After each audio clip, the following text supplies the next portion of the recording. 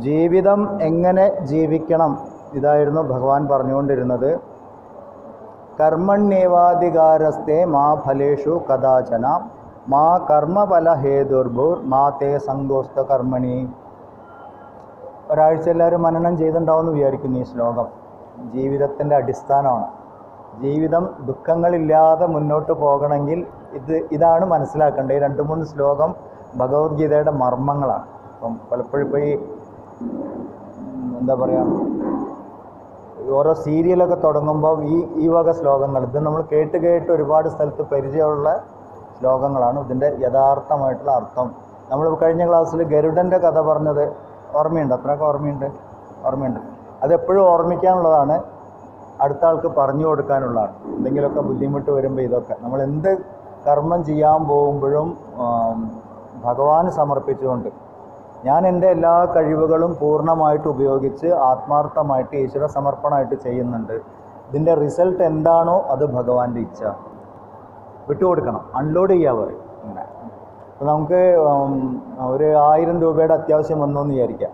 പെട്ടെന്ന് ഇരുന്നിരിപ്പിൽ ഒരു 1000 രൂപയുടെ അത്യാവശ്യം വന്നു. അന്ന് ഓൺലൈൻ ഗൂഗിൾ പേ പോകുന്നില്ല, നെറ്റ് ബന്ധാണ്. 1000 രൂപ ക്യാഷ് വേണം, കുടുങ്ങി. അപ്പോൾ നമ്മൾ എന്ത് ചെയ്യും? ആരോടെങ്കിലും ചോദിക്കും, അടുത്ത വീട്ടുകാരോട് ചോദിച്ചു എന്ന് വരും, വലിയ പരിചയക്കാരോടൊന്ന് ചോദിച്ചു എന്ന് വരും അല്ലേ. നമ്മൾ ചെയ്യാനുള്ള ഉത്തരവാദിത്തം വന്നു ചേർന്നു, ചോദിക്കാനുള്ളൊരു അവസരം വന്നു ചേർന്നു. പക്ഷെ അതിൻ്റെ റിസൾട്ട് എന്താവും നമുക്ക് പറയാൻ പറ്റില്ല. ചിലപ്പോൾ നമ്മൾ ചോദിക്കുന്ന ആൾ ഉടനെ എടുത്തു തരും. 1000 രൂപയല്ലേ വേണ്ട, എന്നാ പിടിച്ചു എന്ന് പറയും. ഒരു റിസൾട്ട് അങ്ങനെ വരാം. ചിലർ പറയും, അയ്യോ ഒരു 5 മിനിറ്റ് മുന്നേ ചോദിക്കായിരുന്നില്ലേ, ഞെപ്പോൾ കൊടുത്തു പറയും. അങ്ങനെ രണ്ടാമത്തെ റിസൾട്ട്. മൂന്നാമത്തെ ആളെന്ത് പറയും? ഒരു 500 തരാം കേട്ടോ, 500 നീ വേറെ എവിടെ നിന്ന് അഡ്ജസ്റ്റ് ചെയ്തോ. മൂന്നാമത്തെ റിസൾട്ട്. നാലാമത്തെ ആളെന്ത് പറയും? 1000 വേണ്ട, ഒരു 500 എക്സ്ട്രാ പിടിച്ചു, ചിലപ്പോൾ എന്തേ അത്യാവശ്യം വന്നാലോ. ഇങ്ങനെയാവാം. ഇതിലേത് റിസൾട്ട് വേണമെങ്കിലും വരാം. റിസൾട്ട് പറഞ്ഞാൽ ആദ്യം എന്ത് വേണം? അവനാൻ ചോദിക്കണം. അത് നമ്മളുടെ ഉത്തരവാദിത്വം. ഏത് റിസൾട്ട് വരും എന്നുള്ളത് നമ്മളെ കയ്യിലല്ല. മനസ്സിലായില്ല? അത് ദൈവത്തിൻ്റെ ഇച്ഛ. അത് കാരണം അതിലൊരുപാട് ഘടകങ്ങൾ കൂടിയിട്ടുണ്ട്. ഓരോരുത്തരുടെ സമയം അത് ഒരുപാട്. കാരണം നമ്മളുടെ കർമ്മത്തിൻ്റെ റിസൾട്ടൊന്നും നമ്മളുടെ പ്രവൃത്തി മാത്രമല്ല, അതിലൊരുപാട് ആൾക്കാരുടെ പ്രവൃത്തിയും ചിന്തകളും കൂടി ചേരുമ്പോഴാണ് നമുക്ക് അനുഭവമായിട്ട് വരിക. ഇപ്പോൾ ഈ പരീക്ഷയ്ക്കൊക്കെ മാർക്ക് കിട്ടുന്നതൊക്കെ അങ്ങനെയാണ്. ചിലപ്പോൾ മാർക്ക് കൂടുതൽ കിട്ടും. ഒന്നും എഴുതിയില്ലെങ്കിലും സിനിമാ കഥയൊക്കെ എഴുതി വെച്ചവർ 80, 90 വാങ്ങിപ്പോകുന്നതാണ്. പരീക്ഷ തുടക്കത്തിലൊരു സെൻറ്റൻസ് ക്വസ്റ്റ്യൻ്റെ ആൻസർ ഉണ്ടോ, ലാസ്റ്റ് സെൻറ്റൻസ് അതിൻ്റെ ഇടയ്ക്ക് സിനിമാ കഥയുണ്ട്. ഇങ്ങനെ പ്രേം നസീർ ഇങ്ങനെ പറഞ്ഞു, ജയൻ ഇങ്ങനെ പറഞ്ഞു, അങ്ങനെ ഇങ്ങനെയെന്നൊക്കെ പറഞ്ഞ് അവസാനം 3 പേപ്പറിൽ എഴുതി നിറച്ചിട്ടുണ്ടാവും. ആദ്യത്തെ ആൾ നോക്കുമോ തുടങ്ങിയിട്ടുണ്ടാവും അവസാനിച്ച് മാർക്ക് 80%. അയാളെ മൂഡ് അനുസരിച്ചിട്ടാണ്. ചിലർക്ക് ചില അക്ഷരങ്ങൾ ഇഷ്ടം ഉണ്ടാവില്ല. ഇവൻ എന്തിനാ എസ് എന്നിങ്ങനെ എഴുതി, അവന് മാർക്ക് കൊടുക്കണ്ട. ചിലപ്പോൾ അയാളെ ഭാര്യ എസ് എന്നിങ്ങനെ ആയിരിക്കും എഴുതുന്നുണ്ടാവുക. അപ്പോൾ ഈ എസ് കാണുന്നവർ അയാൾക്ക് ഇഷ്ടമല്ല. അങ്ങനെയൊക്കെ ആൾക്കാരുണ്ട്. എന്ന് പറഞ്ഞാൽ നമ്മൾ ചെയ്യുന്ന കർമ്മത്തിന് നമ്മൾ ഉദ്ദേശിക്കുന്ന റിസൾട്ട് വന്നോളണം എന്നില്ല. എന്ത് റിസൾട്ട് വന്നാലും സ്വീകരിക്കാൻ നമ്മൾ തയ്യാറാവണം. നമുക്ക് ശ്രദ്ധിക്കാനുള്ള കാര്യം, എൻ്റെ കർമ്മത്തിൽ ഞാൻ പൂർണ്ണമായിട്ട് ആത്മാർത്ഥത അതിലുണ്ടായിരുന്നോ കർമ്മത്തിൽ, അതോ ആർക്കാനും വേണ്ടി ഓക്കാനിച്ചു. ഇങ്ങനത്തെ ഒരു സംഭവം ഉണ്ടല്ലോ. ചിന്മയാനന്ദ സ്വാമി പറയും, പകുതി മനസ്സോട് കൂടി ഒരു കർമ്മം ചെയ്താൽ പകുതി റിസൾട്ട് വരില്ല. റിസൾട്ട് ഇല്ലാതെയാണ് അതിൻ്റെ ഉത്തരം. അപ്പോൾ എന്ത് ചെയ്യണമെങ്കിലും പൂർണ്ണ മനസ്സോടുകൂടി തന്നെ ചെയ്യണം. ഇതൊക്കെയാണ് ഈ ശ്ലോകത്തിൽ പഠിക്കാനുള്ളത്.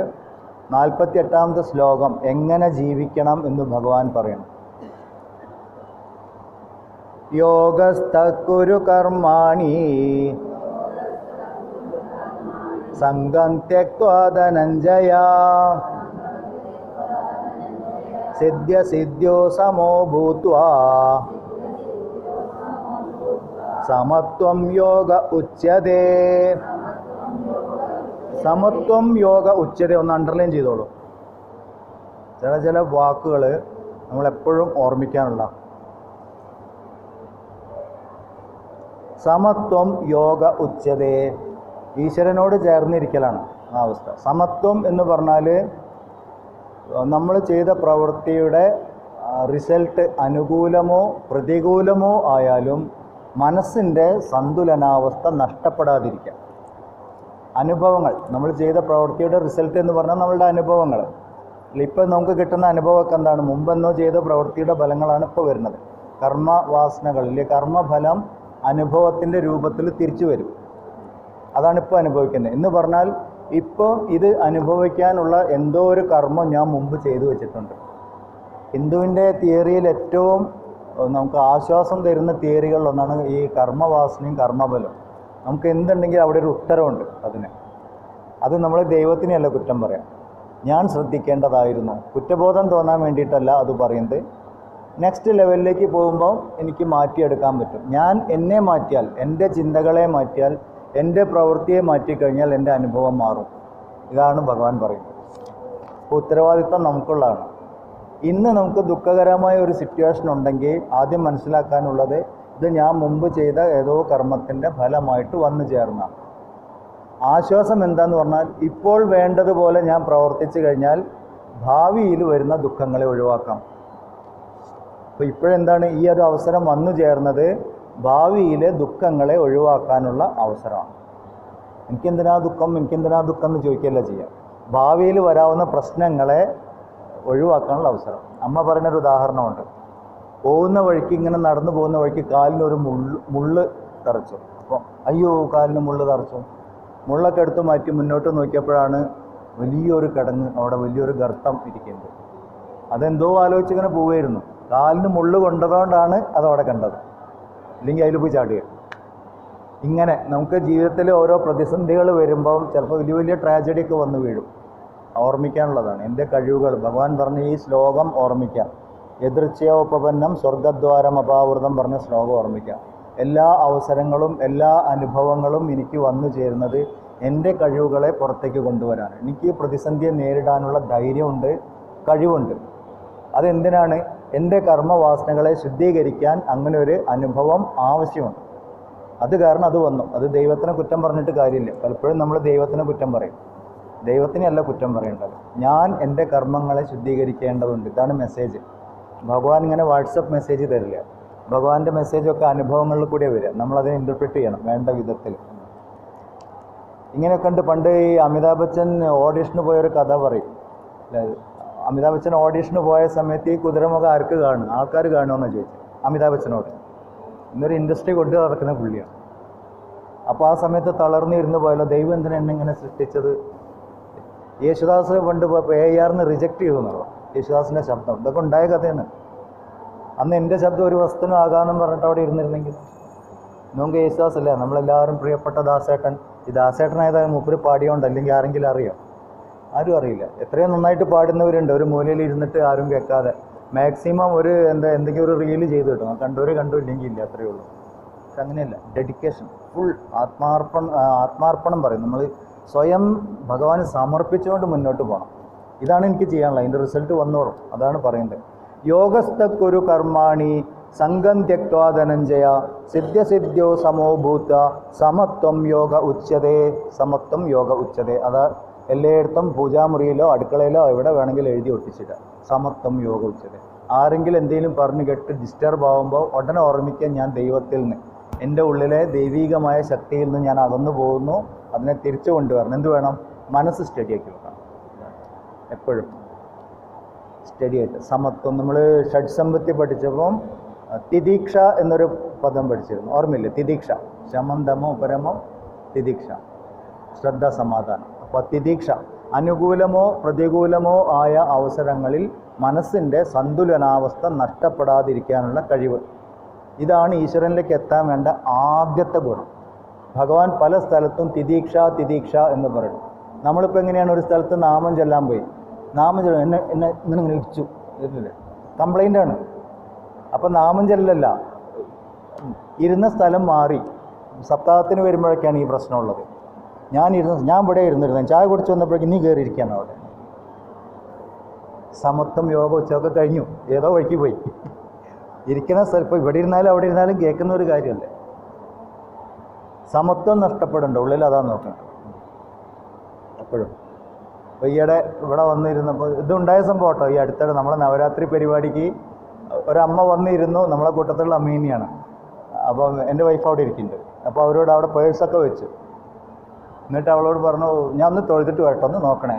അപ്പോൾ ആൾ അത് നോക്കാനിരുന്നാൽ ശരി പോയിട്ട് വന്നോളൂ. ആളവിടെ. കുറച്ച് കഴിഞ്ഞപ്പോൾ ഒരാൾ വന്നു. സ്ത്രീകളിരിക്കുന്ന ഭാഗമാണ്.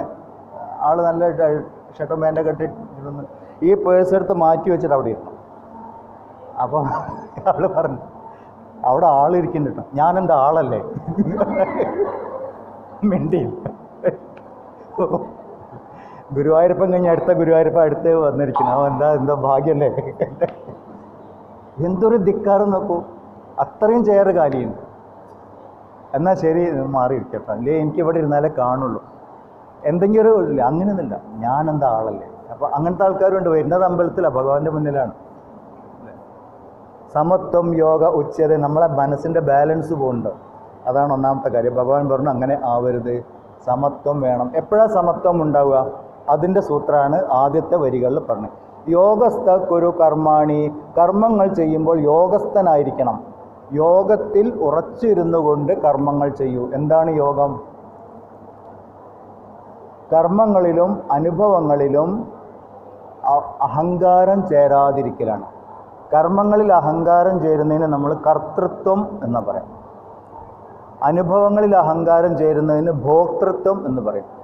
കർത്തൃത്വം, ഭോക്തൃത്വം, ഡൂയർഷിപ്പ്, എൻജോയർഷിപ്പ്, അങ്ങനെ പറയും. ഇത് രണ്ടും ഇല്ലാതെ വേണം കർമ്മങ്ങൾ ചെയ്യാൻ.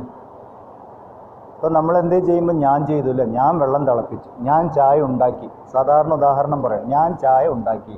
എല്ലാവരും പറയുന്ന സെൻറ്റൻസാണ്. ഈ ചായ ഉണ്ടാക്കിയതിൽ ഞാൻ എന്നുള്ളതിൻ്റെ കോൺട്രിബ്യൂഷൻ എത്രയുണ്ട്? വെള്ളം 100 ഡിഗ്രി തിളയ്ക്കണം, ഞാൻ ഉണ്ടാക്കിയ നിയമമല്ല. ആണോ? അല്ല. തീൻ്റെ മുകളിൽ വെള്ളം വെച്ചാൽ തിളയ്ക്കും, ഞാൻ പറഞ്ഞിട്ടാ തിളയ്ക്കുന്നത്? അല്ല. അതങ്ങനെയാണ്, പ്രകൃതി അങ്ങനെയാണ്. ചായപ്പൊടി ഇട്ട് കഴിഞ്ഞാൽ അത് മിക്സാവും, ഞാൻ പറഞ്ഞിട്ടോ നീ മിക്സ് ആവട്ടോ അങ്ങനെ പറയുമോ? ചായ ഉണ്ടാക്കുമ്പോൾ പറയില്ല, അത് ഇടുള്ളൂ, തിളയ്ക്കുന്ന സമയത്ത് ഇടും, അത്രയേ ഉള്ളൂ. പാല് എല്ലാം അങ്ങനെ അല്ലേ? ഇതിലിപ്പോൾ നമ്മളെ കോൺട്രിബ്യൂഷൻ എന്താ ഉള്ളത്? ആകെക്കൂടി ഈ ചായ ഉണ്ടായി വരാനുള്ളൊരു സാഹചര്യം ഒരുക്കി, അത്രയേ ഉണ്ടായുള്ളൂ. അത് ചായ ആവുമോ ഇല്ല എന്നുള്ളത് ദൈവത്തിനറിയാം, അത്രയേ ഉള്ളൂ. പാല് പിരിഞ്ഞു പോവുമോ? റെയിൽവേക്കാരെടുത്ത് തരുന്നതും ചായയാണ്. അത് നമുക്ക് ചായ കുടിച്ച് ഗ്ലാസ് കഴിക്കാൻ വെള്ളമാണ് ചായയാണെന്ന് ആ ടൈപ്പാണ്. ചൂടുണ്ടാവും അല്ലേ?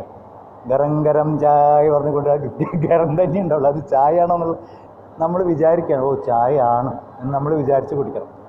അതും ചായയാണ്. വീട്ടിൽ നമ്മൾ പ്രിയപ്പെട്ട ആരെയും വന്നാൽ ഉണ്ടാക്കുന്ന ചായയുണ്ട്, ദേഷ്യം പിടിച്ചാൽ ഉണ്ടാക്കുന്ന ചായയുണ്ട്, പിന്നെ ഒപ്പിച്ചുണ്ടാക്കുന്ന ചായയുണ്ട്. ചായകൾ പല വിധമാണ്. ഇതിലൊക്കെ അവനവൻ്റെ കോൺട്രിബ്യൂഷൻ എന്താണ്? ഇതാലോചിച്ച് നോക്കും. ഇനി ഞാൻ ചായ ഉണ്ടാക്കി, ഈ ചായ കെറ്റിൽ എന്താണ് പാത്രം എടുത്ത് അടുപ്പത്ത് വെച്ചു എന്ന് വിചാരിക്കാം. ഇത് നമ്മളാണോ ചെയ്യുന്നത്? നമുക്കെന്താ ചെയ്യാൻ പറ്റും? ഈ വിരൽ ഇങ്ങനെ മടങ്ങണമെങ്കിൽ ഇത്രയും മസിൽ പ്രവർത്തിക്കണം, ഇത്രയും എല്ല് പ്രവർത്തിക്കണം, വേണ്ടേ? ഇതിങ്ങനെ മടങ്ങണമെങ്കിൽ മനസ്സ് പ്രവർത്തിക്കണം. മനസ്സ് സങ്കല്പിച്ചാലേ വിരൽ മടങ്ങുള്ളൂ, ഇല്ലെങ്കിൽ ആവില്ല. ഈ ഞാനവിടെ പോയി അന്നേരം ഇപ്പം കൈക്കൊരു അടി കിട്ടി, പരിക്ക് പറ്റി, ഇങ്ങനെ ആവില്ല പിന്നെ. അപ്പോൾ അവിടെ പോയി വിരലെൻ്റെ കയ്യിലല്ല, മസിലെൻ്റെ കയ്യിലല്ല, എല്ലെൻ്റെ കയ്യിലല്ല, ചിന്തകൾ പോലും എൻ്റെ കയ്യിലല്ല. ചിലപ്പം അടുപ്പഴുത്ത് പാത്രം കുറേ കഴിഞ്ഞ് പോയിക്കും വെള്ളം തിളച്ചിട്ടുണ്ടാവില്ല. എന്താണ്? കത്തിച്ചത് അപ്പുറത്തെ ബർണറാണ്, കത്തിക്കാത്ത ബർണറിൻ്റെ മുകളിൽ പാത്രം ഇരിക്കുന്നത്. ഉണ്ടാവാറില്ലേ? മനസ്സവിടെയില്ല, ബോധമില്ല. ഇങ്ങനെയൊക്കെ ആൾക്കാരുണ്ട്. ചിലപ്പോൾ ഇഡ്ഡലി പാത്രം വെച്ചപ്പോൾ അങ്ങനെ ഓഫീസിൽ പോകുന്ന ആൾക്കാരുടെ വരില്ല. വൈകുന്നേരം വന്നപ്പോൾ ഇഡ്ഡലിയൊക്കെ സീലിങ്ങിൽ ഒട്ടി നിൽക്കുന്നുണ്ടാവും,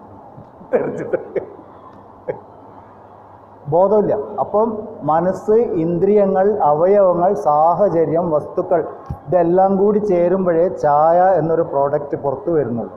ഇതിലെവിടെയാണ് ഞാൻ? ഒന്നുപോലും ഞാനല്ല. കർത്തൃത്വം ഇല്ല. ക്ലിയറായോ പറഞ്ഞത്?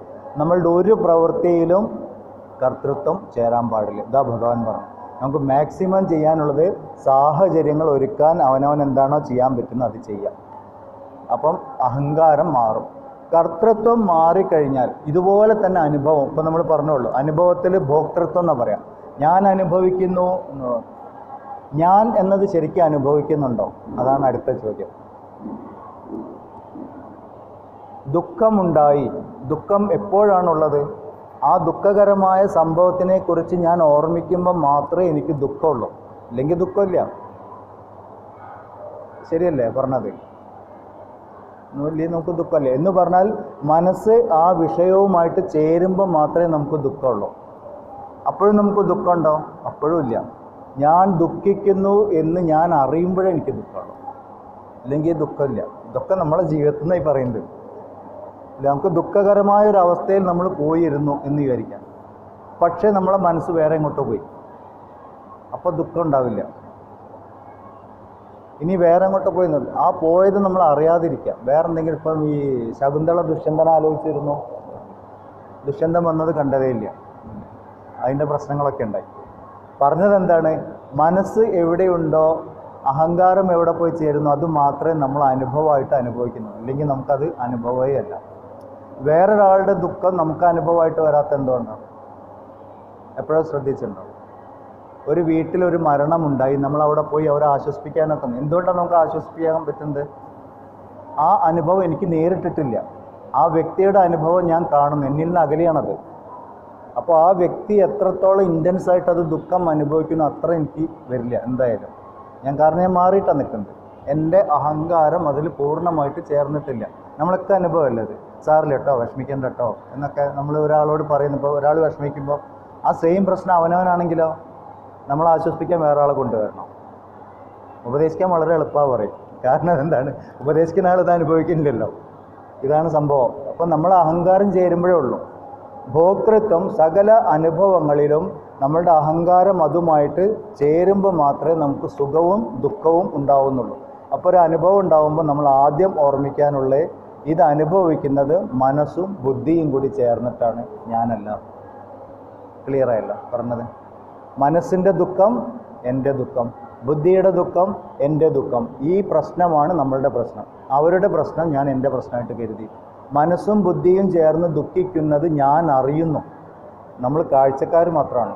നമ്മൾ സുഖമായിരിക്കുന്നതും സന്തോഷിക്കുന്നതും ഞാൻ അറിയുന്നു, അതേപോലെ ഞാൻ ദുഃഖിക്കുന്നതും ഞാൻ അറിയുന്നു. അറിയുന്ന ഞാൻ വ്യത്യാസമുണ്ട്, ഇല്ലെങ്കിൽ നമ്മളിത് അറിയില്ല. വേറൊരാളുടെ മനസ്സിലെന്താ നടക്കണല്ലേ? തന്നതില്ല പരൻ ഉള്ളു കാട്ടുവാൻ ഒന്നുമേ നരൻ ഉപായം ഈശ്വരൻ എന്ന് പറയുന്നത് എന്താണ്? ആ മനസ്സിലുള്ള എന്താണെന്ന് എനിക്കറിയില്ല. അത് കാരണം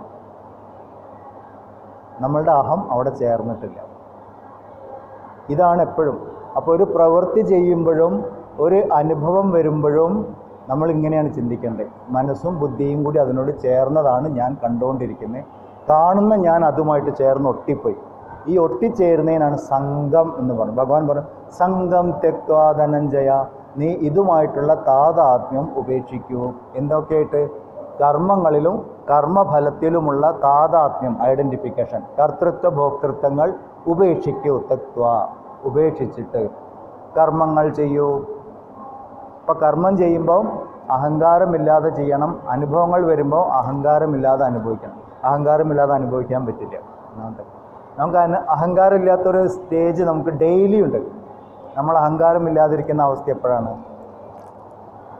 നല്ല ഉറക്കത്തിൽ സുഖവും ഇല്ല ദുഃഖവും ഇല്ല. എത്ര വലിയ പ്രശ്നമായിക്കോട്ടെ, ഉറങ്ങിക്കഴിഞ്ഞാൽ ഒരു പ്രശ്നമില്ല. കാരണം എന്താ?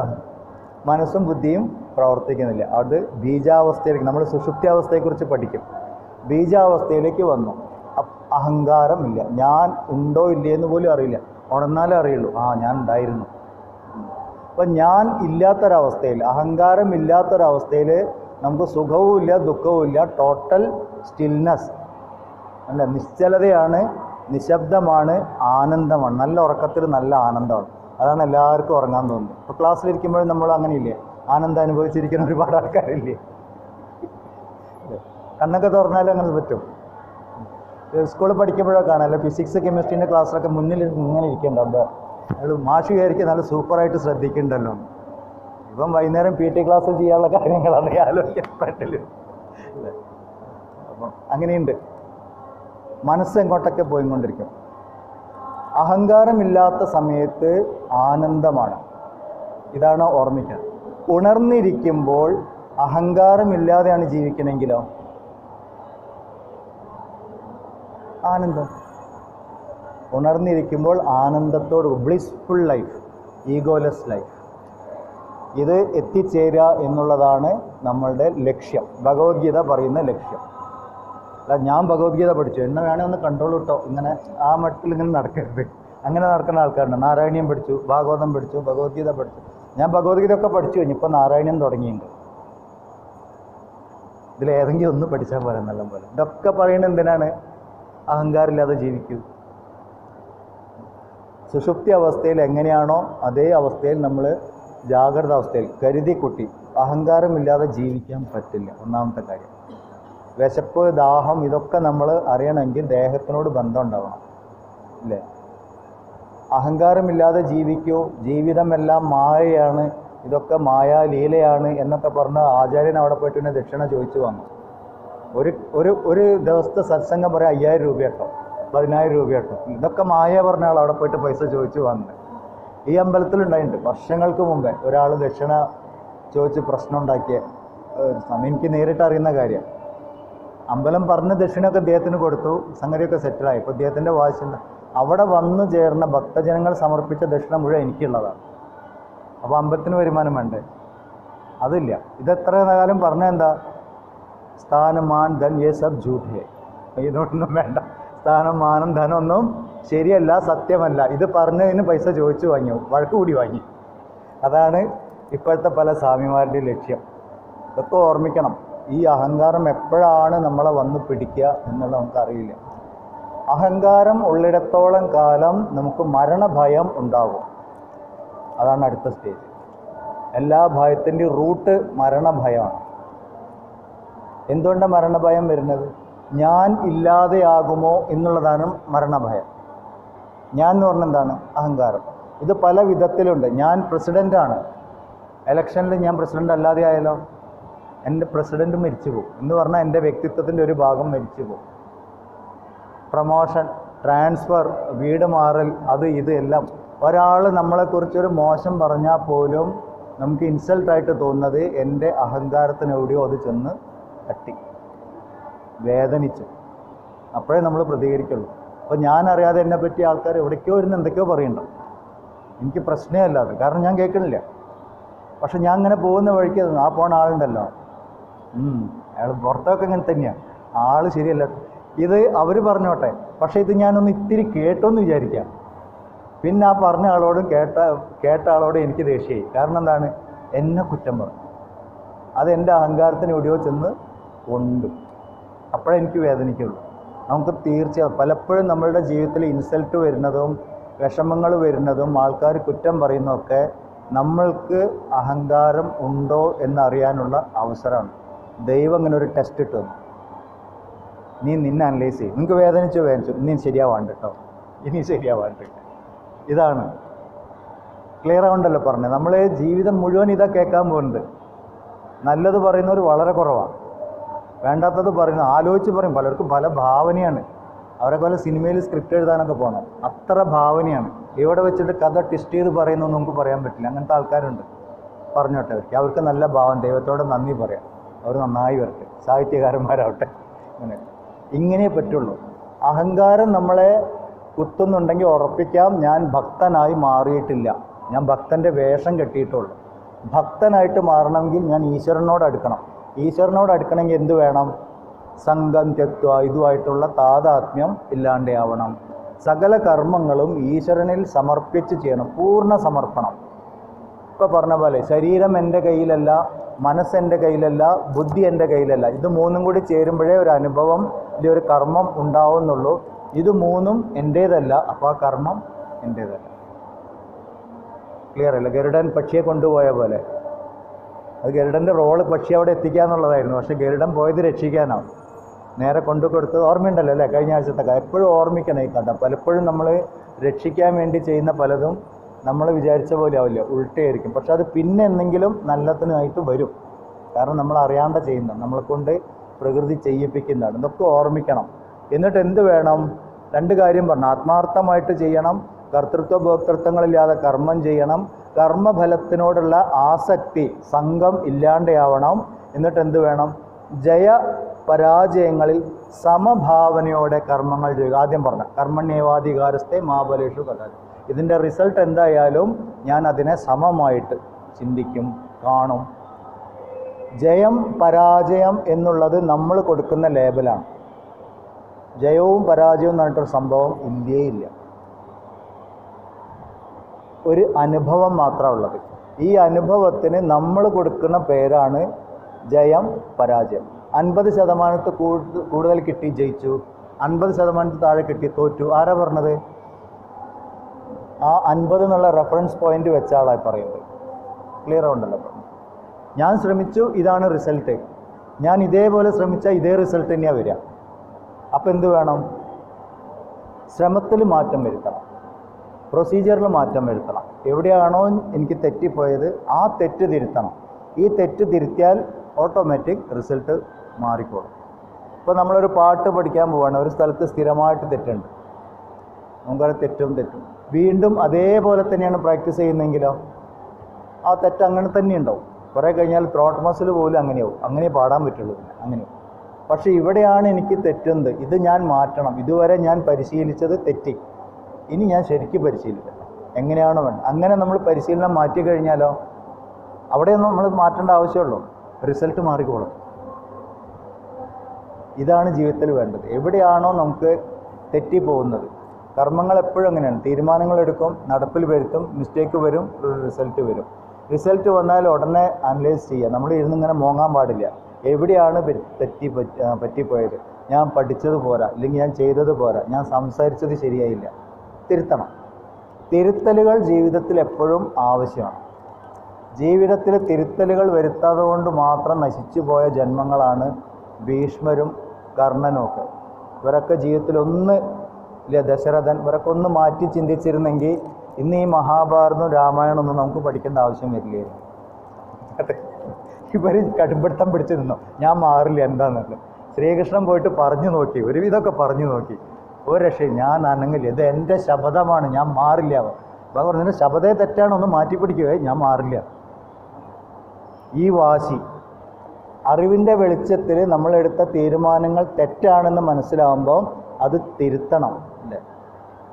പാർലമെൻറ്റിൽ കണ്ടില്ല, ഭരണഘടന സംരക്ഷിച്ച് നിർത്തും, ഒരു റേഷൻ കാർഡായിട്ട് വന്നിരുന്നു ഇങ്ങനെ കാണിച്ചു നിർത്തി. ഇത് ഗൂഗിൾ നോക്കിക്കഴിഞ്ഞാൽ 1951 മുതൽ 2023 സെപ്റ്റംബർ വരെ 106 പ്രാവശ്യം മാറ്റിയ സാധനമാണ് അമെൻമെൻറ്റ്സ്. 106. ഇനി ഓരോ ഗവൺമെൻറ് വരുമ്പോഴും ഇത് മാറിക്കൊണ്ടിരിക്കും. നമ്മളുടെ ആവശ്യം എന്താണോ അതിനനുസരിച്ച് ഭരണഘടന മാറും. പക്ഷെ ഇത് മാറ്റില്ല പറയാൻ പറ്റും. പിന്നെ എന്തിനാരും അവിടെ കയറ്റിയിരിക്കുന്നു? ഞാൻ രാഷ്ട്രീയം പറഞ്ഞു തോന്നണ്ട. ജീവിതത്തിൽ തീരുമാനങ്ങൾ മാറ്റേണ്ടത് ആവശ്യമാണ്. പലപ്പോഴും ഭാര്യാഭർത്തൃ ബന്ധത്തിലൊക്കെ ഇങ്ങനെ സംഭവിക്കും. ഞാൻ എൻ്റെ തീരുമാനത്തിൽ ഉറച്ചു നിൽക്കും, ഞാൻ ഇങ്ങനെയാണ്, എന്നെ മാറ്റാൻ പറ്റില്ലേ, വാശിയാണ്, ഒന്ന് മാറി നോക്കൂ. അല്ല, ഒരു നേരം പാത്രം കഴുകിപ്പോയി എന്ന് വിചാരിച്ച് കുഴപ്പമൊന്നുമില്ല. ഇല്ല, ഒരു നേരം ഒന്ന് അടിച്ചു വാരി പോയിച്ചിട്ട് കുഴപ്പമൊന്നുമില്ല. രാവിലെ എണീറ്റിട്ട് ചെയറിൽ ഇങ്ങനെ ഉണ്ട് ആയില്ലേ അടുക്കളയിലേക്ക് ചോദിക്കുന്നതിനേക്കാൾ നല്ലത് ഒന്ന് എണീറ്റ് ഇന്ന് ഞാനും കൂടി കൂടട്ടോ, കൂടാൻ പറ്റും. സ്ഥിരമായിട്ട് കൂടി പോരുന്നുള്ളൂ, പിന്നെ ചെയറിലിരിക്കുന്ന ആൾ മാറി. അത് ബാലൻസിങ് ആണ്. നിത്യജീവിതത്തിൽ തീരുമാനങ്ങൾ മാറുമ്പോഴേ നമുക്ക് ജീവിക്കാൻ പറ്റുള്ളൂ. ഇതൊക്കെ പുരാണങ്ങളിൽ നമുക്ക് പറഞ്ഞു തന്നിട്ടുണ്ട്. തീരുമാനങ്ങൾ മാറ്റാത്തത് കൊണ്ട് ഭഗവാൻ ഇവിടെ പറയുന്നു, അറിവിൻ്റെ വെളിച്ചത്തിൽ ജീവിക്കൂ. ഒരനുഭവം വരുമ്പോൾ അനുഭവത്തിനെ അനുഭവമായിട്ട് മാത്രം കാണൂ. ഞാൻ എന്ന അഹങ്കാരം അതിനോട് ചേരാതിരിക്കട്ടെ. ചേർന്ന് കഴിഞ്ഞാൽ ദുഃഖമുണ്ടാവും. അതിനാണ് നമ്മൾ സംസാര ജീവിതം പറഞ്ഞത്. സുഖവും ദുഃഖവുമായിട്ട് മാറിക്കൊണ്ടിരിക്കുന്ന ജീവിതം സംസാര ജീവിതം. അല്ല, സംസാര ജീവിതം തന്നെ വർത്തമാനം പറഞ്ഞ് ജീവിക്കുക എന്നല്ല, ഈ ജീവിതം സുഖവും ദുഃഖത്തിലും. എന്തുകൊണ്ടാണ് ഉണ്ടാവുന്നത്? സുഖവും ദുഃഖവും അഹങ്കാരത്തിന് മാത്രമേ ഉള്ളൂ. മരിച്ചു കിടക്കുന്നവർക്ക് സുഖവും ഇല്ല ദുഃഖവും ഇല്ല, ശരീരം മാത്രമാണ് അവിടെ. അറിയില്ല എല്ലാവർക്കും. നമ്മൾ കഴിഞ്ഞ ജന്മത്തിൽ അങ്ങനെയല്ലായിരുന്നു, ഓർമ്മയില്ലേ? നമ്മളെ വെള്ള പേഴ്സ് കിടത്തിയപ്പോൾ വല്ലത് അറിഞ്ഞോ? അങ്ങനെ വല്ല ഓർമ്മയുണ്ടോ? ഞാൻ ഇങ്ങനെ ഒരു സ്ഥലത്ത് നിന്ന് അങ്ങോട്ട് വന്നതെന്ന് ആരോർമ്മിക്കാറുണ്ട്? മരിച്ചവരെ നോക്കിയിട്ട് നമ്മൾ പറയും എവിടെയെങ്കിലും ജനിച്ചിട്ടുണ്ടാവും അല്ലേ. നമ്മളിങ്ങനെയാണ് വന്നതെന്ന് ഒന്ന് റിവേഴ്സ് ചിന്തിച്ച് നോക്കിയാലോ? എന്നോ ഒരു ദിവസം എവിടെയോ, ഇന്നും ആരെങ്കിലും പോയിട്ട് കാക്കയ്ക്ക് വേണ്ടി കൈയടിച്ചിട്ടുണ്ടാവും. അവരെ വിചാരം നമ്മൾ കാക്കയായിട്ട് അവിടെ ചെന്നിരിക്കണം, നമ്മളിവിടെ ഇരിക്കുകയാണ്. ഇപ്പോൾ ഇടയ്ക്കൊന്ന് പിന്നോട്ട് ചിന്തിക്കുന്നത് നല്ലതാണ്. ഇതൊക്കെ ജീവിതത്തിൻ്റെ ഗതിയിൽ പെട്ടതാണ്. അപ്പോഴേ നമുക്ക് തിരുത്താൻ പറ്റുള്ളൂ. ഞാൻ പേടിപ്പിക്കാൻ പറയല്ല, തിരുത്തലുകൾ എപ്പോഴും ആവശ്യമാണ്. ഭഗവാൻ പറയുന്നു, സിദ്ധ്യസിദ്ധ്യോ സമോഭൂത്വ, അതാണ് മൂന്നാമത്തെ കണ്ടീഷൻ. അനുഭവം അനുകൂലമോ പ്രതികൂലമോ ആയാലും സമത്വം യോഗ ഉച്ചതേ, മനസ്സിൻ്റെ സന്തുലനാവസ്ഥ നഷ്ടപ്പെടാതിരിക്കട്ടെ. സന്തുലനാവസ്ഥ നഷ്ടപ്പെടാതിരിക്കണമെങ്കിൽ ഇളകാത്ത ഒന്നിനോട് മനസ്സ് ചേർന്ന് നിൽക്കണം. ഇളകുന്നതിനോട് ചേർന്ന് കഴിഞ്ഞാൽ മനസ്സാടും. ഇപ്പം നമ്മൾ തോണിയിൽ യാത്ര ചെയ്യുന്നതൊക്കെ, തോണിയിൽ ബോട്ടിലൊക്കെ യാത്ര ചെയ്യുന്നതൊക്കെ, നമ്മൾ ബോട്ടിലൊക്കെ അങ്ങനെ പിടിച്ചിരിക്കുന്നുണ്ടാവും. പക്ഷേ കടൽ ഇളകുമ്പോൾ അല്ലെങ്കിൽ പുഴയിൽ ഓളങ്ങൾ വരുമ്പം തോണി ഇളകും. തോണി ഇളകിക്കഴിഞ്ഞാൽ നമ്മൾ എത്രയൊക്കെ പിടിച്ചിരുന്നാൽ നമ്മൾ ഇളകും. നമ്മൾ എന്തിനോടൊക്കെ ഈ മാറുന്ന വസ്തുക്കളോടൊക്കെ പോയി ഒട്ടിയിട്ടുണ്ടെങ്കിൽ അത് മാറിക്കൊണ്ടിരിക്കുന്നതാണ്, നമ്മളും മാറും. അപ്പം മാറാതിരിക്കണമെങ്കിൽ എന്ത് വേണം? മാറാത്ത വസ്തുവിനോട് ചേർന്നിരിക്കണം. ക്ലിയർ ആവുണ്ടോ പറഞ്ഞത്? മാറാത്ത വസ്തു എന്താണ്? അചലം, ദൈവം, ബ്രഹ്മം, ഈശ്വരനോട് ചേർന്ന് നിൽക്കണം. സമത്വം, യോഗ ഉച്ചത. യോഗം ഈശ്വരനോട് ചേർന്നിരിക്കലാണ് യോഗം. യോഗാസൻ അല്ല, യോഗം എന്ന് പറഞ്ഞാൽ ഈശ്വരനോട് ചേർന്നിരിക്കലാണ്. യോഗാസൻ ചെയ്യുന്നപ്പം ജൂൺ 21 യോഗാ ദിനമൊക്കെ കഴിഞ്ഞു. ഇതൊക്കെ ഇതിൻ്റെ ഭാഗമാണ്. പലരും അതിനെ എക്സസൈസായിട്ടാണ് കാണുന്നത്. യോഗ അങ്ങോട്ടൊരു ശ്വാസം വലിക്കും, ഇങ്ങോട്ടൊരു ശ്വാസം വലിക്കും, അങ്ങനെയല്ല. യോഗ എന്ന് പറഞ്ഞാൽ യോഗ ചെയ്യുമ്പം ശരീരത്തിൻ്റെ ഓരോ മൂവ്മെൻറ്റും നമ്മൾ അറിഞ്ഞിരിക്കണം. കൈ വലത്തോട്ട് ഇങ്ങനെ പോകേണ്ട, എൻ്റെ കൈ വലത്തോട്ട് പോകുന്നുണ്ട് എന്നറിയണം. ഇത് കൈ വലത്തോട്ട് നമ്മൾ മനസ്സിലായി ഇങ്ങനെയും കാണിച്ചിട്ട് കാര്യമില്ല. അത് ശരീരത്തിനുള്ള എക്സസൈസ് ആയതുള്ളൂ. ഏകാഗ്രത കിട്ടണമെങ്കിൽ ശരീരത്തിൻ്റെ മൂവ്മെൻറ്റ് നമ്മൾ അറിയണം. ഒരു വാക്കിംഗ് മെഡിറ്റേഷൻ പറഞ്ഞൊരു മെഡിറ്റേഷൻ ഉണ്ട്, എന്തെങ്കിലും നമുക്ക് ചെയ്യാം. ഓർമ്മിപ്പിച്ചോളൂ, അന്ന് ചെയ്യാം. Okay, walking meditation. നടന്നുകൊണ്ട് എങ്ങനെ ധ്യാനിക്കാം? നല്ല ധ്യാനമാണ്. ഇവിടുന്ന് കല്യാൺ സ്റ്റേഷൻ വരെ നമ്മൾ സ്റ്റഡി ആയിട്ടും ഒരു കുഴപ്പമില്ല. ഓഫീസിൽ ഇപ്പോൾ ബോസ് അകത്തേക്ക് വിളിച്ച് ആ വിളി കേട്ടാൽ അറിയാം ചീത്ത പറയാനാണ് വിളിക്കുന്നത്. അപ്പോൾ നമ്മൾ സീറ്റിൽ നിന്ന് എണീറ്റ് അകത്തേക്ക് പോകുമ്പോൾ അത്ര സമയം മതി നമുക്ക് സ്റ്റഡി ആയിട്ട് നിൽക്കാൻ. നിങ്ങൾ എന്ത് വേണേലും പറഞ്ഞോ, ഞാൻ കുലുങ്ങാൻ പോകുന്നില്ല, ഈ തീരുമാനമായിട്ട് അകത്തേക്ക് കേൾക്കാം. അയാൾ വായി തോന്നിയൊക്കെ വിളിച്ച് പറയുണ്ടാവും. നമ്മൾ മനസ്സിലെന്ത് പറയണ്ടത്? ഇതൊക്കെ കേൾക്കാനാണ് ശമ്പളം വാങ്ങുന്നത്. അയാൾ എന്ത് വേണേലും പറഞ്ഞോട്ടെ. അയാൾ പറഞ്ഞു, ഞാൻ കേട്ടതാണെങ്കിൽ എനിക്ക് പ്രശ്നമുള്ളൂ. കേട്ടതിൽ കാര്യം മാത്രം, ഞാൻ ഇന്ന സ്ഥലത്ത് തെറ്റിയിട്ടുണ്ട്, തിരുത്തണം, അത്രേ വേണ്ടൂ. ബാക്കി വിട്ടുകളെ. ഇപ്പോഴൊക്കെ നമുക്ക് സമത്വം വരുള്ളൂ, ഇല്ലെങ്കിൽ സമത്വം വരികയില്ല. ഇളകാത്തതിനോട് ചേർന്നിരിക്കണം, ഈശ്വരനോട് ചേർന്നിരിക്കണം. അപ്പോഴേ മനസ്സ് സമത്വത്തിലിരിക്കുള്ളൂ. ഭക്തൻ്റെ ലക്ഷണം അതാണ്. എല്ലാ ഭക്തന്മാരുടെയും കഥ എടുത്ത് നോക്കിയാൽ അവർക്കൊക്കെ കണ്ണീർ കഥകളെ പറയാം. എല്ലാവരുടെ ജീവിതത്തിലും ഉണ്ട് ഇഷ്ടംപോലെ. ഭക്തന്മാരുടെ ജീവിതത്തിൽ കണ്ണീർ കൂടുതലാണ്. എന്താ കാര്യം? അവർക്ക് ഇങ്ങനെയായി ഒട്ടാൻ പറ്റുള്ളൂ ഈശ്വരനോട്. നല്ല സന്തോഷം വരുമ്പോൾ നമ്മൾ ഈശ്വരനെ മറന്നു പോകും, തുള്ളിച്ചാടിപ്പോവും. ബുദ്ധിമുട്ട് വരുമ്പോൾ നമ്മൾ ഈശ്വരനെ ഓർമ്മിക്കും. അപ്പോൾ എന്ത് ചെയ്യണം? ഇടയ്ക്കിടയ്ക്ക് ഇങ്ങനെ ചെറിയ ഡോസ് കിട്ടിക്കൊണ്ടിരിക്കും. ഇത് കിട്ടിക്കഴിഞ്ഞാൽ അതും അനുഗ്രഹമായിട്ട് മാറും. കുന്തി ദേവിയൊക്കെ പറഞ്ഞ പോലെ, ശ്രീകൃഷ്ണനോട് പറഞ്ഞങ്ങനെ, ദുഃഖം തരുമ്പോഴും ദുഃഖത്തിൽ ശ്രീകൃഷ്ണനെ കാണാൻ പറ്റും. ശ്രീകൃഷ്ണൻ്റെ ദുഃഖരൂപം, ശ്രീകൃഷ്ണൻ്റെ സുഖരൂപം, ശ്രീകൃഷ്ണൻ്റെ ആനന്ദരൂപം ഇങ്ങനെ കാണാൻ പറ്റും. ചെറിയ ചെറിയ ഇപ്പം നമ്മളിങ്ങനെ ഇരിക്കുമ്പോൾ പെട്ടെന്നൊരു പല്ലുവേദന വന്നു. അപ്പോൾ മുഖമെല്ലാം കൂടി ഒരു ഭാഗത്തേക്ക് ഇങ്ങനെ കൂടി പല്ലുവേദന വന്നാണ്. വേറെ എന്ത് ചെയ്താലും പല്ലുവേദനയില്ല. നമ്മൾ അന്നേരം പോകും ഡോക്ടറെ അടുത്ത്. അതാണ് പല്ലുവേദനേൻ്റെ പവർ. ഡോക്ടറെ അടുത്ത് പോയി നോക്കിയപ്പം ചെറിയൊരു ക്യാവിറ്റി ഉണ്ട്. അപ്പോൾ ഡോക്ടർ മരുന്ന് തന്നു. അതൊക്കെ സിമെൻറ്റും പിന്നെ കോൺക്രീറ്റൊക്കെ വെച്ച് അടച്ചു സംഭവം ക്ലിയറാക്കി തന്നു. ഈ വേദന വന്നിട്ടില്ലായിരുന്നെങ്കിലോ അത് വലുതായി വലുതായി വേറെ പലതും. അപ്പോൾ അവിടെ വേദന ആവശ്യമാണ്, ഒരു മെസ്സേജാണ്. ഈ ഭാഗത്ത് ട്രീറ്റ്മെൻറ്റിൻ്റെ ആവശ്യം ഉണ്ട്. ഒരു തലവേദന വന്നു. തലവേദന വന്നു കഴിഞ്ഞാൽ എൻ്റെ അർത്ഥം എന്താണ്? അവിടെ എന്തോ ഒരു പ്രശ്നം, സിസ്റ്റത്തിൽ എന്തോ ഒരു വൈറസ് കയറിയിട്ടുണ്ട്, അവിടെ ഒരു ട്രീറ്റ്മെൻറ്റിൻ്റെ ആവശ്യമുണ്ട്. ശരീരത്തിൽ വേദന വന്നാൽ ഉറപ്പിക്കാനുള്ളത് അവിടെ എന്തോ പ്രശ്നമുണ്ട്. അതുപോലെ മനസ്സിൽ ദുഃഖങ്ങൾ വന്നാൽ ഉറപ്പിക്കാനുള്ളത് എനിക്ക് മനസ്സിനൊരു ട്രീറ്റ്മെൻറ്റ് കൊടുക്കേണ്ട ആവശ്യം ഉണ്ട്. ഇവിടെ മനസ്സിനൊരു വിഷമമുണ്ട്, ദുഃഖമുണ്ട്, ഞാൻ ഈശ്വരനിൽ നിന്ന് അകലുന്നുണ്ട്. ഇതിനാണ് ആ വേദന അനുഭവം വരുന്നത്. അത് വന്നു കഴിഞ്ഞാൽ ഇപ്പോൾ ഈ ഗരുഡൻ പറഞ്ഞതുപോലെ വേദന വന്നു അനുഭവമുണ്ട്. ഭഗവാനെ, ഇതെനിക്ക് തത്വങ്ങൾ ഓർമ്മിക്കാനും ഈശ്വരനിലേക്ക് അടുക്കാനുള്ള അവസരമാണ്. അപ്പോൾ അത് ബ്ലെസ്സിങ് ആയി. അനുഭവം അത് തന്നെയാണ്. ഒന്നിൽ നമുക്ക് വേദനിക്കാം, ഇല്ലെങ്കിൽ അത് അനുഗ്രഹമായിട്ട് സ്വീകരിക്കാം. രണ്ട് വിധത്തിലുണ്ട്. ഇതൊക്കെയാണ് ഭഗവത്ഗീതയുടെ അകത്തുനിന്ന് പറഞ്ഞു വരുന്നത്. ഭഗവത്ഗീത വായിച്ചു കഴിഞ്ഞാൽ ദുഃഖങ്ങൾ ഒരിക്കലും മാറില്ല. ദുഃഖം ദുഃഖമായിട്ട് തന്നെ വരും. ദുഃഖങ്ങളെ അതിജീവിക്കാൻ പറ്റും. നമുക്കതിന് മുകളിലേക്ക് പോകാൻ പറ്റും. താമരയാണ് അതിനൊക്കെ പറയാം. ഞാൻ BJP കാരനാണെന്ന് വിചാരിക്കേണ്ട. ഇനി താമര ചിഹ്നം വെള്ളത്തിൽ കണ്ടില്ല താമര നിൽക്കുന്നത്, വെള്ളത്തിൽ നനയില്ല, പൊന്തി നിൽക്കും. അങ്ങനെ സംസാര സാഗരത്തിലാണ് നമ്മളാണെങ്കിലും സംസാരത്താൽ സ്വാധീനിക്കപ്പെടാതിരിക്കുക, നനയാതിരിക്കുക സുഖദുഃഖങ്ങൾ. അതാണ് ഈ താമര. പണ്ട് താമര പാർട്ടി കേട്ടിട്ടുണ്ടാ കഥ? പൊതുവെ എൻ്റെ രാഷ്ട്രീയം പറഞ്ഞ തോന്നരുത്, ജസ്റ്റ് ഒരു എല്ലാവരും ഇങ്ങനെ ബലം പിടിച്ചിരിക്കണോണ്ടൊന്ന് ലൂസാവാൻ വേണ്ടി പറയാണ്, അത്രയേ ഉള്ളൂ. പണ്ടൊരാൾ സ്ഥലത്ത് പെണ്ണ് കാണാൻ പോയിന്ന്, അപ്പോൾ കൊണ്ടുപോയ ആൾ പയ്യൻ പറഞ്ഞു, പയ്യൻ സൂപ്പറാട്ടോ, താമര പാർട്ടിയാണ് നമ്മളെ. ഓ താമര പാർട്ടിയാണ് ആൾ. അപ്പോൾ താമര പാർട്ടിയെക്കുറിച്ച് പൊതുവെ ഒരു ഇമേജ് ഉണ്ട്. ആൾ കുറച്ച് ഡീസൻ്റ് ആയിരിക്കും, കുറച്ച് ഈശ്വര ഭക്തിയുള്ള ആളായിരിക്കും, സംസ്കാരം, അങ്ങനെ ഒരു ഇമേജ് എല്ലാവരുടെ ഉള്ളിലുണ്ട്. കല്യാണം കഴിപ്പിച്ച് കൊടുത്തു. കല്യാണം കഴിപ്പിച്ച് കൊടുത്തപ്പോൾ ആൾ ഫുൾ ടൈം വെള്ളത്തിലാണ്, രാവിലെ. അപ്പോഴാ ഇയാൾ എന്തൊരു സ്വഭാവം, നിങ്ങളെ പറഞ്ഞ ആൾ താമര. അതിനേലും ഞാനും പറഞ്ഞു ഫുൾ ടൈം വെള്ളത്തിലാണ്, താമരയാണത്. അങ്ങനെ താമര ആയി പോകുന്ന ആൾക്കാരുണ്ട്. ഈ താമര ഹിന്ദുവിൻ്റെ കയ്യിലുള്ള താമര, അവിടെ ഭഗവാന്റെ ശംഖചക്ര ഗദാപത്മം അവിടെയും കാണും, പത്മം കാണും. ലക്ഷ്മിയുടെ കയ്യിൽ, ദേവിമാരുടെ കയ്യിലൊക്കെ ഒരു താമരയുണ്ടാവും. ഇതാണ്, ഈ അറിവാണ് ആ താമര. ഹിന്ദുവിൻ്റെ ആശ്രമങ്ങളിലും ഇതൊക്കെ എല്ലായിടത്തും ഒരു താമരയുണ്ടാവും.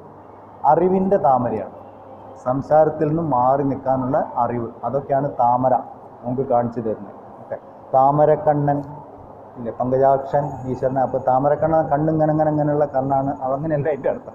എന്ന് പറഞ്ഞാൽ അറിവിൻ്റെ കണ്ണിലൂടെ കാഴ്ചകളെ കാണുന്നവൻ. ഇപ്പം നമ്മൾ ഈ പറഞ്ഞ ഭഗവത്ഗീത തത്വങ്ങളിലൂടെ ജീവിതത്തിനെ നമ്മൾ അനലൈസ് ചെയ്യാൻ തുടങ്ങിക്കഴിഞ്ഞാൽ നമ്മളൊക്കെ താമരക്കണ്ണന്മാരോ.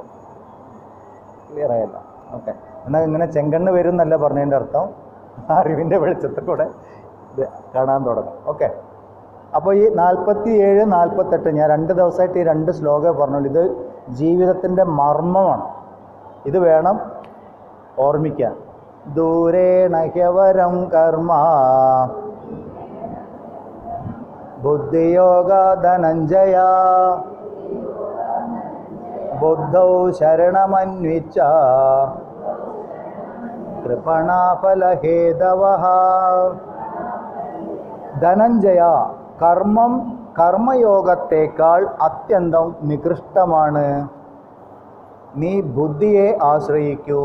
ഫലത്തിനു വേണ്ടി കർമ്മം ചെയ്യുന്നവർ ദീനന്മാരാണ്. ദീനന്മാർ എന്ന് പറഞ്ഞാൽ ദുഃഖിതരാണ്, ദുഃഖത്തെ ആകർഷിക്കുന്നവരാണ്. സകാമമായിട്ട് കർമ്മം ചെയ്യുന്നവർ, ഫലത്തെ ആഗ്രഹിച്ച് കർമ്മം ചെയ്യുന്നവർ. ഫലത്തിനെ ആഗ്രഹിച്ചിട്ട് എപ്പോഴാണ് കർമ്മം ഉണ്ടാവുക? അഹങ്കാരം ഉണ്ടെങ്കിൽ മാത്രമേ ഫലത്തിൽ ആഗ്രഹം ഉണ്ടാവുള്ളൂ, ഇല്ലെങ്കിൽ നമുക്ക് ആഗ്രഹം ഉണ്ടാവില്ല. ഞാൻ എന്നതിനെ തൃപ്തിപ്പെടുത്താൻ വേണ്ടിയിട്ടാണ് നമുക്ക് ആഗ്രഹങ്ങൾ ഉണ്ടാവുന്നത്. അപ്പം നീ സകാമമായിട്ട് കർമ്മം ചെയ്യാതിരിക്കൂ എന്ന് പറഞ്ഞാൽ കർമ്മങ്ങളുടെ ഫലത്തിൽ ആസക്തിയില്ലാതെ കർമ്മം ചെയ്യൂ. കാരണം കർമ്മം ചെയ്യേണ്ടത് ആവശ്യമാണ്. കർമ്മം ചെയ്യാതിരിക്കുന്നത് ഏറ്റവും വലിയ ദുഃഖമാണ്. കർമ്മം ചെയ്യുന്നതും ദുഃഖമാണ്, പക്ഷെ അതിനേക്കാൾ മോശമാണ് കർമ്മം ചെയ്യാതിരിക്കൽ. അപ്പോൾ കർമ്മം ചെയ്യാതിരിക്കരുത്, കർമ്മം ചെയ്യണം. എങ്ങനെ ചെയ്യണം? നിഷ്കാമമായിട്ട് ചെയ്യണം, ഫലാസക്തി ഇല്ലാതെ ചെയ്യണം. അതാണ് ഭഗവാൻ പറഞ്ഞത്. നിഷ്കാമമായിട്ട് കർമ്മങ്ങൾ ചെയ്തു ജീവിതത്തിൽ വന്നു ചേരുന്ന ഉത്തരവാദിത്തങ്ങളെ അവനവൻ്റെ ഉത്തരവാദിത്തമാണ് എന്ന് മനസ്സിലാക്കി നിഷ്കാമമായിട്ട് ചെയ്യും. കർമ്മണ്യേവാധികാരസ്ഥേ മാ ഫലേഷു കഥാചന ഇവിടെയാണ്. അതിൻ്റെ റിസൾട്ട് എന്തായാലും ഭഗവാന്റെ അനുഗ്രഹമായിട്ട് സ്വീകരിക്കൂ. ഇതാണ് പറഞ്ഞത്. ഉത്തരവാദിത്തങ്ങൾ നിറവേറ്റാതിരിക്കരുത്, ഇതാണ് പറഞ്ഞതിൻ്റെ അർത്ഥം. അത് ഈ മനോഭാവത്തിൽ വേണം. അല്ലെങ്കിൽ എന്തുകൊണ്ടാവും? ഭഗവാൻ പറഞ്ഞു കർമ്മയോഗത്തിനെ ആശ്രയിക്കൂ. എന്താണ് കർമ്മയോഗം? ഇപ്പോൾ പറഞ്ഞു, കർമ്മയോഗം എന്ന് പറഞ്ഞാൽ കർമ്മങ്ങളിലും അനുഭവങ്ങളിലും കർത്തൃത്വം ഭോക്തൃത്വം ഇല്ലാതിരിക്കലാണ് കർമ്മയോഗം. അഹങ്കാരമില്ലാതെ ജീവിക്കുക. അതാണ് ജീവിക്കുക എന്ന് പറഞ്ഞാൽ എന്താണ്? ജനിച്ച അന്നു മുതൽ മരിക്കുന്നത് വരെ നമ്മൾ ചെയ്യുന്നത് കർമ്മങ്ങൾ മാത്രമാണ്. ജീവിതം എന്ന് പറഞ്ഞാൽ കർമ്മങ്ങളുടെ ഒരു മെഗാ സീരിയൽ. ഇന്ന് തുടങ്ങി ഏത് എപ്പിസോഡ് എവിടെ ചെന്ന് അവസാനിക്കുമെന്ന് അറിയില്ല. ഒരു ശൃംഖലയാണത്.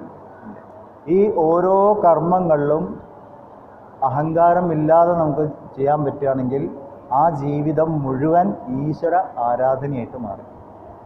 ഈശ്വര ആരാധന എന്ന് പറഞ്ഞാൽ അമ്പലത്തിൽ പോയി തൊഴുക, മണിയടിക്കുക എന്നുള്ളതല്ല.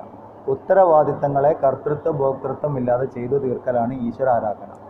ജീവിതത്തിന് ഈശ്വര ആരാധനയാക്കി മാറ്റുക. കർത്തൃത്വം ചേർന്ന് കഴിഞ്ഞാൽ പ്രശ്നമാണ്. 2 ഉദാഹരണം പറയാം. ഒന്ന് ദക്ഷയാഗം പറയും. ദക്ഷയാഗം എല്ലാവർക്കും അറിയുന്ന സംഭവമാണ്. യാഗം ചെയ്യാൻ വിളിച്ചു, പിന്നെ ശിവനെ ഇൻസൾട്ട് ചെയ്തു, ആകെക്കൂടി അവിടെ കോലാഹലമായി, ദക്ഷൻ്റെ തല പോയി. അതാണ് അവസാനം ഉണ്ടായത്. ചെയ്യാൻ പോയത് യജ്ഞമാണ്, പക്ഷേ സംഭവിച്ചത് തല പോയി എന്ന് പറഞ്ഞാൽ അഹങ്കാരം ചേർന്നിരുന്നു. അതുകൊണ്ടാണ് ഭഗവാനെ ഇൻസൾട്ട് ചെയ്യാൻ തോന്നി. ഭക്തിയില്ല, കാണിച്ചു കൂട്ടലുള്ളത്. അർജുനൻ ചെയ്തത് യുദ്ധമായിരുന്നു, നേരെ ഉൾട്ടാ. യുദ്ധം അവിടെ കൊല്ലാനും പോയത്, യുദ്ധം ചെയ്തത് കൊല്ലും ചെയ്തു. പക്ഷേ അത് മോക്ഷത്തിലേക്കായിട്ട് മാറി, യജ്ഞമായിട്ട് മാറി. ആ യുദ്ധം ചെയ്യുന്നത് യജ്ഞമായിട്ട് മാറി. 2 സ്ഥലത്തും അഹങ്കാരത്തിന് വ്യത്യാസം ഉണ്ടായിരുന്നു, കർമ്മങ്ങൾ വ്യത്യാസമില്ല. ഒന്ന് യജ്ഞം ചെയ്തു യുദ്ധമായിട്ട് മാറി, ഒന്ന് യുദ്ധം ചെയ്തു യജ്ഞമായിട്ട് മാറി. അർജുൻ്റെ മനോഭാവം, അർജുനൻ അവസാനം പറയുന്നു എന്താണ്, അവിടുത്തെ ഇച്ഛയുടെ ഭാഗമാണ് ഞാൻ എന്ന് ഞാൻ മനസ്സിലാക്കുന്നു. എൻ്റെ കർമ്മങ്ങളെല്ലാം അവിടുന്ന് എന്താണോ സങ്കല്പിക്കുന്നത് അതുപോലെയാണ് എന്ന് ഞാൻ മനസ്സിലാക്കുന്നു. ഇത്രയേ വേണ്ടൂ. ആ കർമ്മങ്ങൾ, യുദ്ധം ചെയ്യുന്നത് പോലും മോക്ഷത്തിനുള്ള മാർഗമായി. നമ്മളുടെ ജീവിതത്തിൽ ഭഗവാൻ പറഞ്ഞു, ഈ ഒരു അറിവിൻ്റെ വെളിച്ചത്തിൽ ജീവിക്കൂ, അപ്പോൾ ദുഃഖങ്ങൾ ഇല്ലാതിരിക്കും. അല്ലെങ്കിലോ ദുഃഖങ്ങൾ വന്നുകൊണ്ടിരിക്കും. അത് അങ്ങനെ ദുഃഖങ്ങളെ ആകർഷിച്ച് വരുത്തുന്ന ആൾക്കാരെ ഭഗവാൻ വിളിക്കുന്ന പേരാണ് കൃപണന്മാർ, ദീനന്മാർ.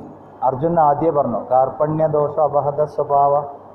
കാർപ്പണ്യദോഷം കൊണ്ട് എൻ്റെ ബുദ്ധി നഷ്ടപ്പെട്ടു. അർജുൻ്റെ പ്രശ്നം അറിയാം, എവിടെയാണ് തെറ്റിപ്പോയതെന്നുള്ളത്. പക്ഷെ അതെങ്ങനെ ശരിയാക്കണം എന്നറിയില്ല. അതിൻ്റെ മെക്കാനിക്കിൻ്റെ അടുത്ത് കൊണ്ടു കൊടുത്തു, ഭഗവാന്റെ അടുത്ത്.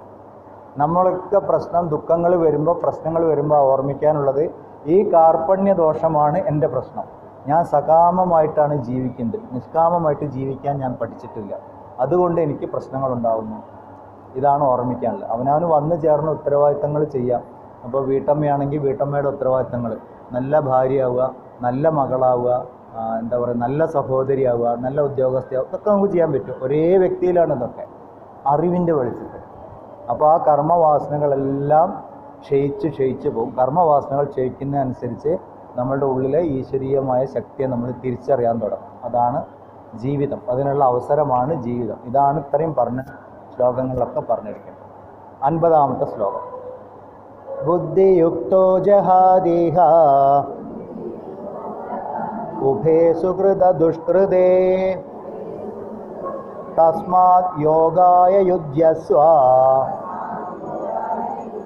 യോഗകർമ്മസു കൗശലം. അടുത്ത ഫോർമുല യോഗകർമ്മസു കൗശലം അണ്ടർലൈൻ ചെയ്തോളൂ. ഭഗവാന്റെ അടുത്ത് എത്താനുള്ള അടുത്ത വഴിയാണ്. ആദ്യം സമത്വം യോഗ ഉച്ചതേ എന്ന് പറഞ്ഞു, അവിടേക്ക് എത്താനുള്ള വഴിയാണ് ഭഗവാൻ അടുത്ത് പറഞ്ഞു. യോഗ കർമ്മസു കൗശലം. യോഗങ്ങളിൽ, കർമ്മത്തിലുള്ള കൗശലമാണ് യോഗം. സമത്വ ബുദ്ധിയുള്ളവൻ ഈ ജീവിതത്തിൽ തന്നെ പുണ്യപാപങ്ങളെ രണ്ടിനെയും ത്യജിക്കുന്നു. അർജുൻ്റെ ചോദ്യമായിരുന്നു, ഇത് പാപമല്ലേ, ഞാൻ ഇങ്ങനെ ചെയ്യാൻ പാടുണ്ടോ എന്നൊക്കെ. ഭഗവാൻ പറയുന്നു, നീ അനുഭവങ്ങളെ അനുഭവമായിട്ട് മാത്രം കാണുക, കർമ്മങ്ങളെ കർമ്മം മാത്രമായിട്ട് കാണുക, അഹങ്കാരം അതിൽ ചേരാതിരിക്കുക. അപ്പോൾ നിങ്ങൾക്ക് സമത്വ ബുദ്ധി ഉണ്ടാവും. സമത്വ ബുദ്ധിയുള്ളവൻ പുണ്യപാപങ്ങൾക്കപ്പുറം പോയി. പുണ്യവും പാപവുമല്ല നമുക്ക് വേണ്ടത്, അത് മതങ്ങളിലേ ഉള്ളൂ. ഇങ്ങനെ ചെയ്താൽ പുണ്യം, ഇങ്ങനെ ചെയ്താൽ പാപം. എന്തുകൊണ്ടാണ് നമ്മൾ ഇതിൽ കുടുങ്ങിപ്പോവാത്തത്? ഹിന്ദു പുണ്യപാപങ്ങൾക്ക് വേണ്ടി ജീവിക്കുന്നില്ല, ഹിന്ദു മോക്ഷത്തിന് വേണ്ടി ജീവിക്കുന്നവരാണ്. പുണ്യപാപങ്ങളൊക്കെ വഴിയിലുള്ള കാഴ്ചകൾ മാത്രമാണ്. നമ്മളെ വണ്ടി മുന്നോട്ട് പോയിക്കൊണ്ടിരിക്കും, വഴിയിൽ ഓരോന്ന് കണ്ടുകൊണ്ടിരിക്കും, അവിടെ ഒന്നും ചെന്ന് ഇറങ്ങി കൊടുക്കരുത്, വണ്ടി മുന്നോട്ട് തന്നെ. ഇതാണ് ഭഗവാൻ പറയുന്നത്. മോക്ഷത്തിലേക്ക് എത്തണം. പുണ്യവും പാപവും, പുണ്യമുള്ളിടത്തോളം കാലം സ്വർഗാനുഭവങ്ങളുണ്ടാവും എന്ന് പറഞ്ഞാൽ മനസ്സമാധാനം, ശാന്തി, ഐശ്വര്യം ഇതൊക്കെ തിരിച്ചു വരും അതിൻ്റെ ഫലമായിട്ട്. അതനുഭവിക്കുന്നതനുസരിച്ച് പുണ്യം ക്ഷയിച്ചുകൊണ്ടിരിക്കും. പുണ്യം ക്ഷയിച്ച് 0 ആയിക്കഴിഞ്ഞാൽ വീണ്ടും ഇവിടെ വരും. സെയിം പാപത്തിലും അങ്ങനെ തന്നെ. പാപം അനുഭവിക്കുമ്പോൾ, നരകം അനുഭവിക്കുക എന്ന് പറഞ്ഞാൽ ബുദ്ധിമുട്ട്, ചിഞ്ചിപ്പാടയിൽ വന്ന് ജീവിക്കുക, ഇതൊക്കെ തന്നെ പാപം ചെയ്തതിൻ്റെ ഫലം.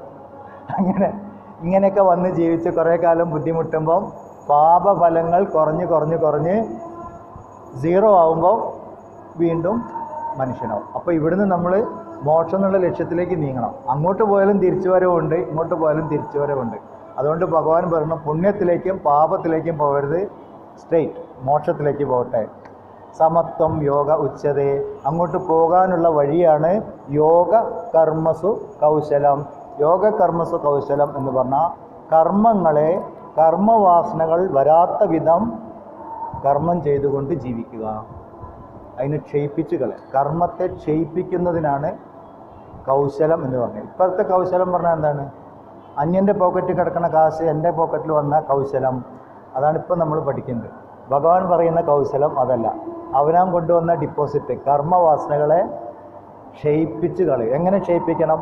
കർമ്മങ്ങളിൽ അഹങ്കാരം ചേരാതിരുന്നാൽ കർമ്മവാസനകൾ ക്ഷയിക്കും. കർമ്മവാസനകൾ ക്ഷയിക്കുമ്പോൾ ചിത്തശുദ്ധി ഉണ്ടാവും. ചിത്തശുദ്ധി ഉണ്ടാവുമ്പോൾ ആത്മപ്രകാശം തെളിയും. ആത്മപ്രകാശം തെളിയുമ്പം ദുഃഖങ്ങളെ അതിജയിക്കും. ഇതാണ് റൂട്ട്. അപ്പോൾ കർമ്മങ്ങളിലും അനുഭവങ്ങളിലും അഹങ്കാരം ചേരാതിരിക്കാം, കർമ്മവാസനകൾ ക്ഷയിക്കുക. കർമ്മവാസനകളെ ക്ഷയിപ്പിക്കുന്നതിനാണ് യോഗ കർമ്മസു കൗശലം. ഇങ്ങനെയാണ് ജീവിക്കേണ്ടത്.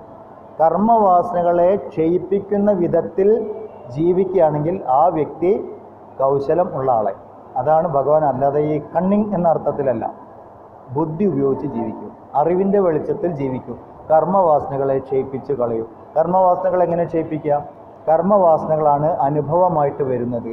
ആ അനുഭവത്തിൽ അവനവൻ ചെയ്യേണ്ട ഉത്തരവാദിത്തങ്ങളെ കർത്തൃത്വ ഭോക്തൃത്വം ഇല്ലാതെ അഹങ്കാരം ചേരാതെ ചെയ്താൽ അത്രയും കർമ്മവാസനകൾ ക്ഷയിച്ചു. പുതിയ കർമ്മവാസനകൾ ഉണ്ടാവില്ല. കർമ്മത്തിൽ അഹങ്കാരം ചേർന്നാൽ പുതിയ കർമ്മങ്ങൾ ഉണ്ടാവും. അപ്പോൾ വീണ്ടും ജനിക്കണം. ഇതാണ് ഈ ചക്രം. അപ്പോൾ ഈ ചക്രത്തിൽ നിന്ന് പുറത്ത് വരണമെങ്കിൽ കർമ്മവാസനകളിൽ അഹങ്കാരം ചേരാതെ ജീവിക്കണം. അത് യോഗ കർമ്മസു കൗശലം. ഇനി അർജുനൻ ചോദിക്കുന്നത്, ഇങ്ങനെയൊക്കെ ജീവിച്ചവരുണ്ടോ, അതോ ഇതൊക്കെ വെറും തിയറി മാത്രമാണോ? ഇതൊക്കെ ഭഗവാൻ ഇനി മുന്നോട്ട് പറഞ്ഞു കൊടുക്കും. ഇങ്ങനെ ജീവിച്ചവരെ എങ്ങനെ തിരിച്ചറിയാം? അപ്പോഴാണ് നമ്മൾ ഈ ആൾദൈവം എന്ന പേരിൽ അറിയപ്പെടുന്ന പലരെയും നമ്മൾ തിരിച്ചറിയും. അതിനെ കളിയാക്കുന്നവരെയും നമ്മൾ തിരിച്ചറിയും. നമുക്ക് നമ്മളെ അറിവിൻ്റെ വെളിച്ചത്തിൽ ഇവരെയൊക്കെ തിരിച്ചറിയാൻ പറ്റും. എന്തിനാണ്? അങ്ങനെ ആയിത്തീരാൻ വേണ്ടിയിട്ട്. 51-ാമത്തെ ശ്ലോകം മുതൽ നമുക്ക് അടുത്ത ക്ലാസ്സിൽ നോക്കാം. ഓർമ്മിച്ചു, അടയാളപ്പെടുത്തി വെച്ചോളൂ. ജ്ഞാനികൾ എങ്ങനെയാണ് കർമ്മബന്ധത്തിൽ നിന്ന് മുക്തരാവുന്നത്? അങ്ങനെയുള്ള ജ്ഞാനികളുണ്ടോ? ഇതൊക്കെയാണ് ചോദ്യം. 2-ാം അധ്യായം ഏറെക്കുറെ കഴിയാറായി. 21 ശ്ലോകം കൂടിയുള്ളൂ.